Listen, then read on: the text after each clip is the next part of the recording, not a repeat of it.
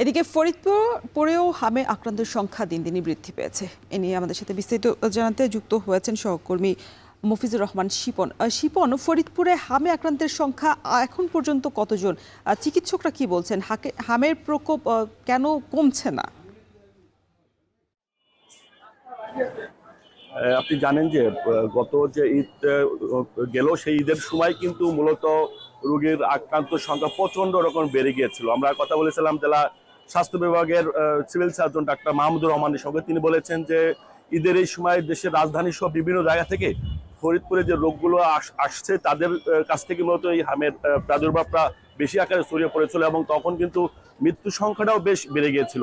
তো গত 2 সপ্তাহ ভালো খবরের মধ্যে হচ্ছে যে সিভিল সার্জন যেটি বলেছেন যে গত 2 সপ্তাহ যাবৎ ফরিদপুরের হামের প্রাদুর্ভাব কিন্তু অনেকটি কমে গিয়েছে বললেই চলে এবং গত 2 সপ্তাহের মধ্যে এখন পর্যন্ত মৃত্যুর খবর নেই এমনটি বলেছেন civil surgeon doctor Mahmudur Rahman. তিনি বলেছেন যে সরকারের যে স্বাস্থ্য বিভাগ রয়েছে জেলা, এই স্বাস্থ্য বিভাগের নির্দেশ মোতাবেক ফরিদপুর জেলা স্বাস্থ্য বিভাগের 9টি উপজেলায় সর্বত্রই কিন্তু তারা কাজ করেছেন এবং ইউনিয়ন পর্যায়ে যে স্বাস্থ্য কেন্দ্রগুলো রয়েছে সেখানেও কিন্তু হামের প্রতিরোধের বিষয়ে মানুষদেরকে সচেতন করার জন্য লক্ষ্যে কাজ করছে। আমি কথা বলেছিলাম ফরিদপুরের জেলা প্রশাসক মাজারুল ইসলামের সঙ্গে। তিনি বলেছেন সেই স্বাস্থ্য বিভাগের পাশাপাশি জেলা প্রশাসনের পক্ষ থেকেও কিন্তু আমরা উপজেলা প্রশাসন, ইউনিয়ন পরিষদ থেকে শুরু করে রুট লেভেলে যে সরকারি বিভিন্ন স্তর রয়েছে সেই স্তরের সরকারি যে কানেক্টিভিটি রয়েছে সেই কানেক্টিভিটিকে আমরা অ্যাক্টিভ করেছিলাম এবং মানুষকে সচেতন করার লক্ষ্যে সর্বোচ্চ চেষ্টা করা হয়েছে। পাশাপাশি সরকার যখন হামের টিকা দেওয়া শুরু করেছে স্বাস্থ্য বিভাগ এবং জেলা প্রশাসন কিন্তু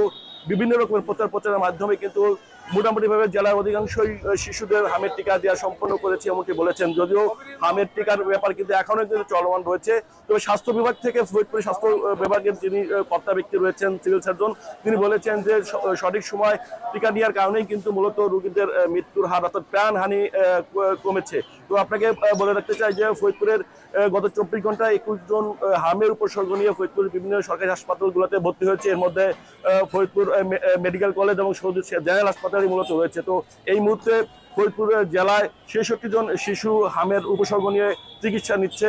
এর মধ্যে 36 জন শিশু রয়েছে ফরিদপুর মেডিকেল কলেজ হসপিটালে এবং জেনারেল হাসপাতালে রয়েছে 30 জন রোগী। তো সব মিলে বলতে হয় হামের প্রাদুর্ভাব আগের থেকে কিন্তু ধীরে ধীরে কমতে শুরু করেছে এবং স্বস্তি এসেছে ফরিদপুরের স্বাস্থ্য বিভাগে।